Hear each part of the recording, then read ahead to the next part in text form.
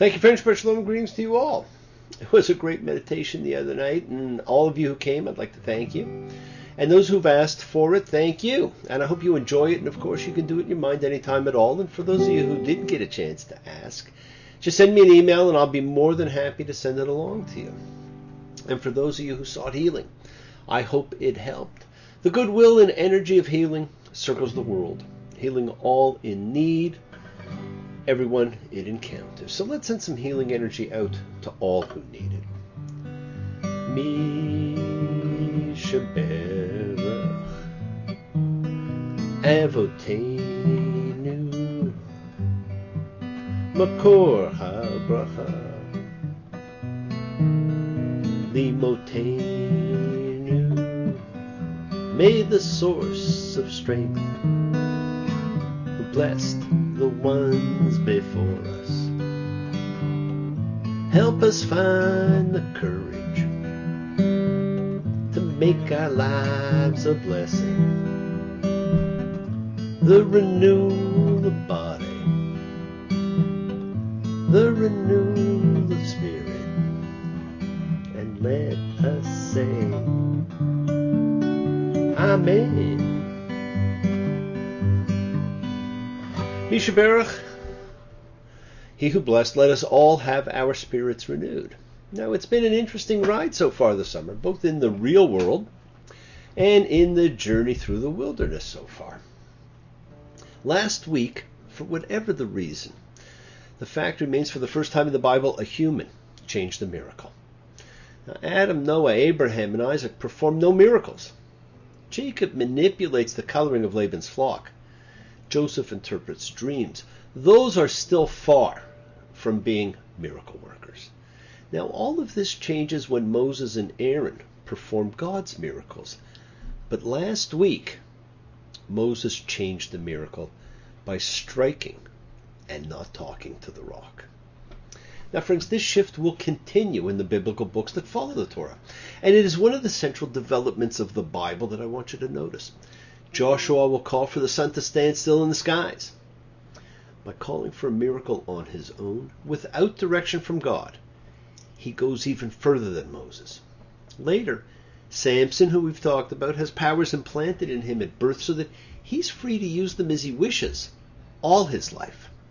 Later still, Elijah uses miracles for a variety of personal purposes.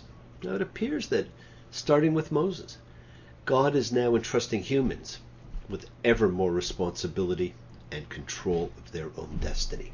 By the end of the Tanakh, miracles cease. There are no visible miracles in the late books of Ezra, Nehemiah, Esther. Humans must instead direct their destiny with their own natural human powers, with endowments of miraculous powers from God. Through the course of the Tanakh, humans are forced to grow up and become more self-reliant, to take the universe and destiny far more seriously. And then we get this fantastic Torah piece, one of the most interesting and certainly the most unique in the entire volume of writings. From the magic of creation to the demand for freedom, through the establishment of nationhood and its integration of sociological, ritual, spiritual, and most importantly, ethical law, through the journey, the trip through your wilderness, your internal search for peace, for progress, for the promised land. And make no mistake, it was promised, but maybe not the way you think. Through the discourses of a great and unique prophet, whose name we never know, who represented all man, who demonstrated the ability to know God and to discover personal ego. And now we find ourselves about to read the one comic episode in the entire Bible, but as humorous as this is, its lessons are unbelievable. Welcome to Balak. Now, Balak was the name of a Moabite king in the days of Moses, and it is the only comic section of the Torah, befuddling to our early sages for many, many reasons, not the least of which is its degree of being an anomaly, steeped in humor and politics. Now, they do seem to go hand in hand, don't they? And yet, it's actually all about the blessings of God, those we see and those we do not. May God bless and keep you always. May your wishes all come true. May you always do for others, and let others do for you. And whether you believe it or not, and I know there are times you may find it impossible to believe, but God does bless you always. Now this story begins on a political note, connecting two distinct groups, the Egyptians and the Moabites, tied together by words used in this parsha. Now Moab is of course where Ruth comes from. She will be David's grandmother, and therefore the great mother of all the kings of Israel. And notice how in both cases, the case with the Egyptians and with the Moabites, they both perceive Israel to be a threat because it is so big, but Israel is in fact no threat at all. Israel is not said to have any hostile intentions at all. It is the actions that Egypt and Moab each take on the basis of their mistaken perceptions or projections that bring catastrophes on both of them.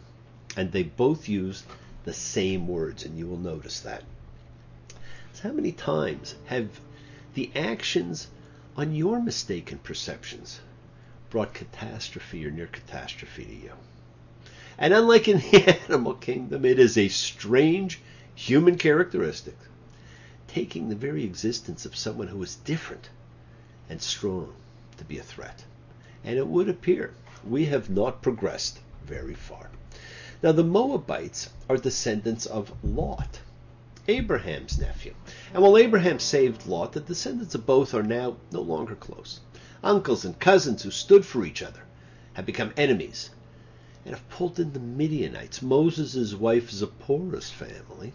And this, of course, might suggest that this part was added later. But looking out over the journeying Israelites and observing the situation, Balak the king decides to get help to deal with his perceived enemy. Numbers 22:5. And he sent messengers to Balaam, son of Beor, at Pethor, which is on the river. And as a fun fact for you, Balaam, son of Beor, is described in a plaster inscription from Deir Allah that was discovered in 1967. He is, in fact, the earliest person mentioned in the Bible who is also mentioned in an archaeological source. Now that makes this week's parsha that much more interesting. In our search for proof, for evidence, for a touch of certainty, we love finding the tangible, real pieces that tell us this book is true. Now, we may not have the ark, and with it the covenant, the Urim and Thummim, the breastplate or staff of Aaron, but we found a bronze snake.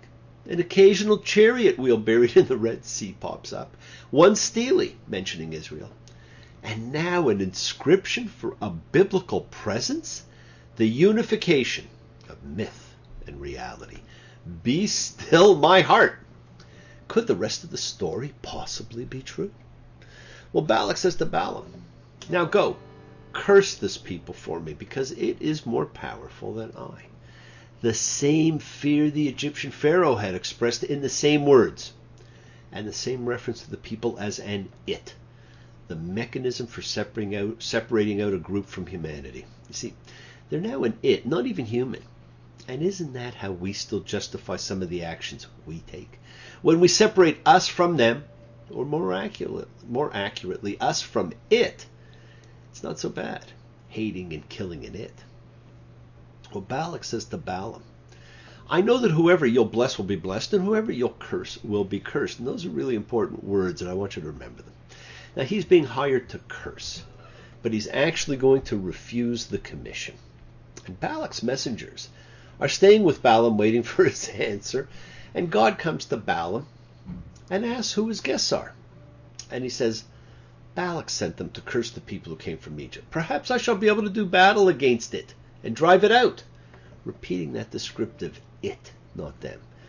And God says to Balaam, you shall not go with them. You shall not curse the people, for it is blessed. That's enough for him. He has heard the word of God, and he will obey it. Now the parsha is filled with some amazing things. First and foremost, God talks to a non-Israeli. A reminder, everybody, that creation began between God and all men. Now, we also have an unexpected animal who's going to have an awful lot to say in a very interesting way and with great humor and insight. And we're given a reminder of the original promise God made to the people. All of that in this little section. Now, notice that the connection between Balaam and the promise given in God's first words to Abraham is explicit. The wording to Abraham is, I'll bless those who bless you, and those who affront you, I'll curse. And Balaam basically says the same thing. So soon Balaam will bless Israel with the parallel words. In Numbers 24:9, notice that he'll say, those who bless you, he's blessed, and those who curse you, he's cursed. And he blesses them not once, not twice, but 3 separate times. So what makes this such an anomaly? The Bible's full of blessings and curses, kings and wars and prophets.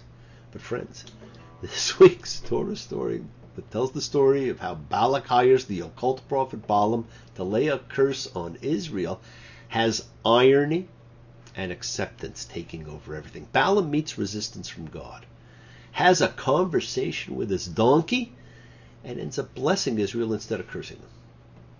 It was the talking donkey that confused our sages and actually made them state that it was one of 10 preordained incidents determined at creation. You know, if God can speak through a donkey, he can speak through anything and anyone. A person should always be attentive to the words of others, always listening for the voice of the Lord. You never know who you're encountering. And God does what he did with Abraham, with Jacob, and with others. He sends an angel. So the angel of the Lord, a messenger, appears on the road with a drawn sword to stop Balaam when he's on his way. Now, to Balaam, the angel's invisible, but the donkey on which Balaam was riding could see the angel. And to avoid the angel with the drawn sword, the donkey veered from the road into a field. Irritated by the donkey's action, Balaam struck the donkey to force her back onto the road. The second time the angel appeared in front of the donkey, Balaam still did not see it, but the donkey did. This time the donkey was carrying Balaam through a narrow street between 2 vineyard walls. There's not much room between the walls, so to avoid the angel, the donkey pressed against one wall, crushing Balaam's foot in the process. Irritated, in pain, Balaam struck the donkey again. A third time the angel appeared in front of the donkey. This time, the way was so narrow that there was no room for the donkey to turn to the left or to the right, so the donkey lay down. Now, still unable to see the angel, Balaam was so angry that he thrashed the poor beast with a stick. His donkey then turns to him and says, "Why are you hitting me?" Friends, the Torah does not provide details about emotions. So we do not know if Balaam's answers expressed with amazement at hearing his donkey talk, or if he's to be pictured as just answering matter-of-factly like it is a regular occurrence, without yet realizing that something extraordinary is happening. We just don't know. And this, of course, heightens the comic effect. Now, unfortunately, many people resist seeing humor in the Bible, as if being funny is contrary to the book's dignity. The error is not that they value the Bible too much, but that they value humor too little.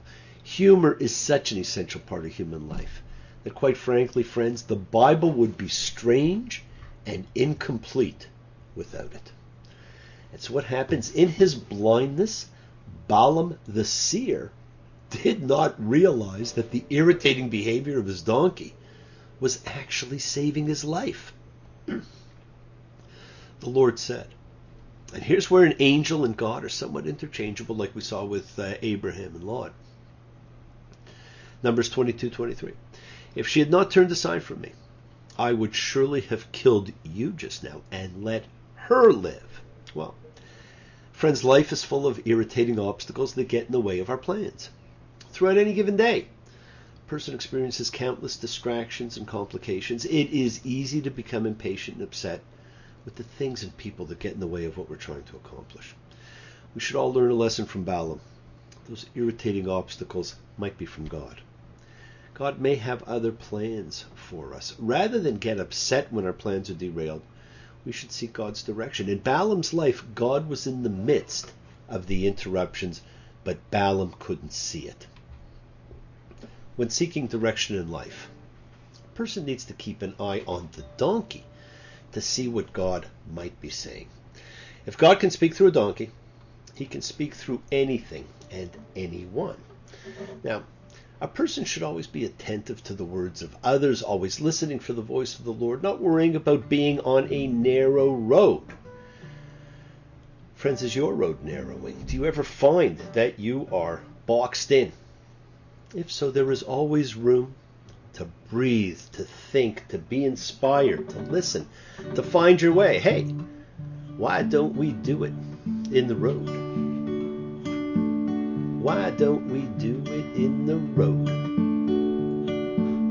Why don't we do it in the road? Why don't we do it in the road? No one will be watching us. Why don't we do it in the road? Now, the world is sacred, so is everything in it. Express your gratitude. Light a candle, make a wish, celebrate your life and the lives of those you love. Share your feelings with them. Live free, be free. Honor your freedom, be well, be happy, be blessed. Share and honor the light and all who live in the light. Continue to shine. Continue to send everybody you know goodwill and love. Pray for peace and freedom for everyone, and end to terror and hatred. Remember, friends, we are a community. We learn together, we celebrate each other, we love each other. We share this ride together, men and women equally. Let us send out love, not fear. Send out peace, harmony, good healing to all who need it. And please do learn to love, learn to forgive, open your hearts. Honor the relationships of your life. Tell those you love that you love them. Take advantage of the time you have. Enjoy the journey. We take the twists and turns and the patterns that weave through the fabric of our lives in our effort to grow, to learn, to be, to love. So please do love. Send healing, goodwill, and love to all who need it. Share your holiness. Bless you all. Have a fantastic week. A week of love and light and peace and healing. Honor the people of your life. And there will be times when you're not sure, when you question your choices, your options, your life, when you do not see. When that happens, remember, when the night is cloudy, there is still a light that shines on me. Shine on till tomorrow, let it be. Do not stop your journey. Do not stop moving towards your promised land. It is in sight. It's right there waiting for you. Keep on dreaming, keep on being, keep sharing, keep shining, keep teaching, keep spreading your holiness. Do not follow fear. Now, thank you all for joining me, for participating, for sharing with me the gift of your sacred time, your sacred space. I love you all. Look forward to seeing you at the, every week. It's always fantastic. And I look forward to the next time. So take care, friends. Bye.